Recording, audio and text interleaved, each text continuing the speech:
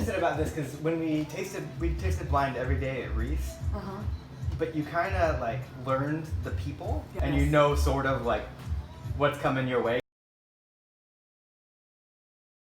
So we're at one of my good friend Kyle's house. He's kind enough to have us over for some steak and meet their newborn daughter. So we figure we each are going to bring a bottle of wine that we think will go really well with steak. Since we're not telling each other or showing each other the wine, we might as well blind taste it. So we're just gonna do that for fun. Awesome. All right. So you want to go first? Let's make sure it's not full. I picked a very puffy bottle so that you can't tell if it's a bag. So I can pour myself. Yeah. Kyle is a good friend I used to work with when I was in the retail world. I worked for a winery. I worked at a harvest at Gris, and we did this every day at lunch. Amazing. And I would never like that level. I hit a couple, and it's like the best feeling in the world. But when you're wrong, it's just like good information. You never feel like high tannin, high acid, pretty violet-y kind of rose petal notes to it. Pretty medium body. Angie, should we get a Pinot glass? Nice. Because I always like my Nebbiolo out of a Pinot glass. Oh. So I'm guessing Nebbiolo. Is that your final conclusion? No. Usually it's the right one, and then I talk myself out of it. That's actually usually what happens in wine tasting too.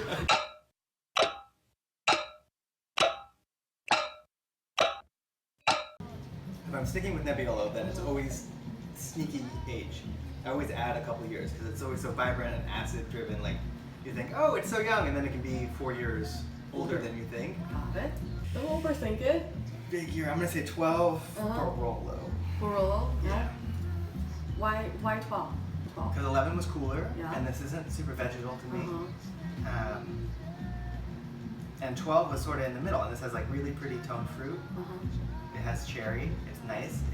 But it's not like young and attacky still. Like the acidity is balanced in a little bit. The tannins are up front still, but not like mouth drying. Like we're having with charcuterie and it's fine, and I'm usually really picky. Like where's my mutton when I have my Nebbiolo? So I think it's settled down a little bit, or it could be Langhe, like something not quite Barolo level, but I think it tastes like Barolo.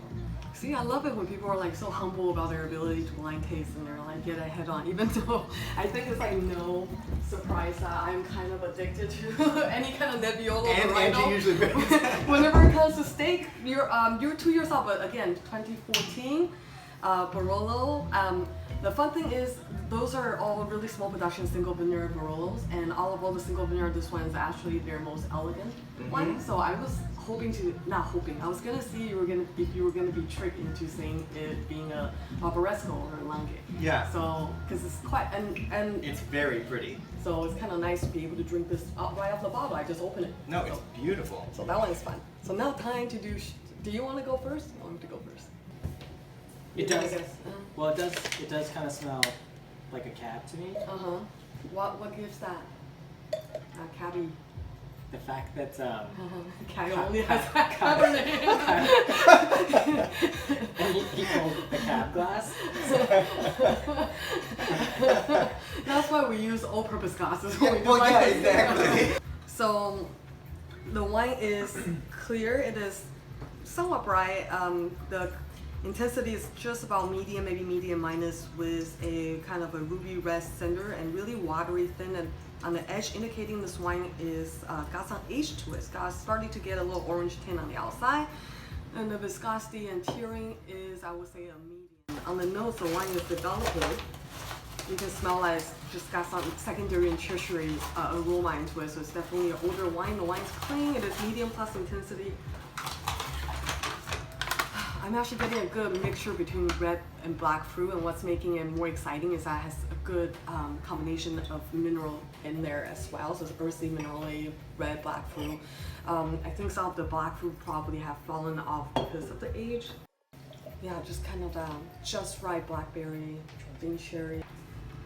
And there's a ton of herbal in there, like mix of herb de Provence.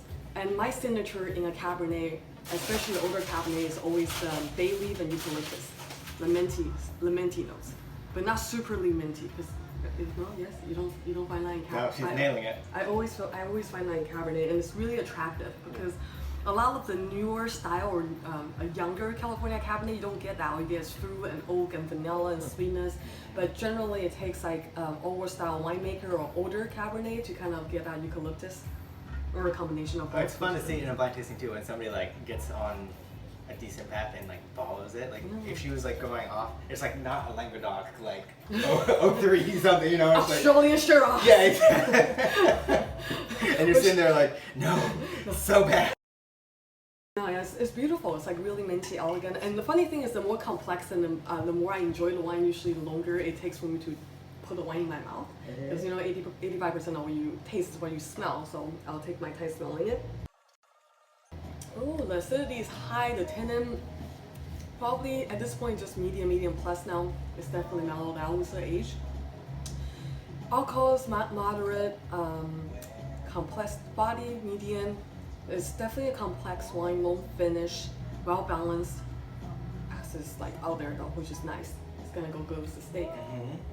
So for my initial conclusion, I'll probably put this wine into the new world, but then in the old world style, because sorry, I forgot to talk about alcohol. The alcohol is still prevalent. You can still feel alcohol. Like old world wine, you don't feel that. I'm just talking about. I'm putting this wine at the age that it's at. I'm thinking it's like 15 to 20 years. I'm curious about the alcohol because I think it's 20 plus years actually, because the color is very light. You can see it, but there's like no settlement, which is interesting. Anyways, don't second guess yourself. Somewhere between 15 to 20 years. But when I said high compared to Bordeaux, like a 12.2 kind of thing, it feels a little hotter than that. He's smiling like I got it wrong or something. I don't know. Like I feel like it's higher than. Or that. she's just absolutely right on. So you think it's higher than 12, like 12.5? 12.5. Like usually I think some of the more overall style Bordeaux, when it's showing this kind of age to it, is usually 12.5. And this feels a little hotter, and also has a little more overall rungness. It's not quite earthy. I mean, it's got a secondary aroma, but there's not that bready, earthy, dirty, musky thing. Clean winemaking. Yeah, clean winemaking. Not like your French wine. It doesn't Not feel like you're 96 looking Conterno, which is just a barnyard. Exactly. There's no barnyarding in here, so it's clean winemaking. So, and again, I'm kind of profiling him a little bit because I kind of know where he likes to buy wine, but with this wine, this wine, like I will probably put in a cooler wine growing region given the high acidity. So most likely Santa Cruz or Sonoma region. I'm gonna say it's New World, it's California, Santa Cruz. I'm gonna say it's Ridge, and I like to think you're going crazy and open to Montebello because it tastes really good. High praise. It tastes really good. Second favorite, top 3 favorite Santa Cruz Mountains winery, and I would put it at the same tier as Montebello. Catherine Kennedy? Catherine Kennedy. Oh, see, that's the second lowest. 95. Oh, even older. Wow. Yeah, so living up to it really Amazing. well. But Awesome. she called it because it's 13.6, so it's definitely more robust than 12.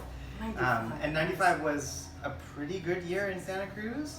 Good stuff. And- Thank you. This is so special. Oh, it's our I pleasure. really appreciate it. That was really, really fun. Thank you so much for watching. I hope you learned a thing or two. We'll do that again sometime.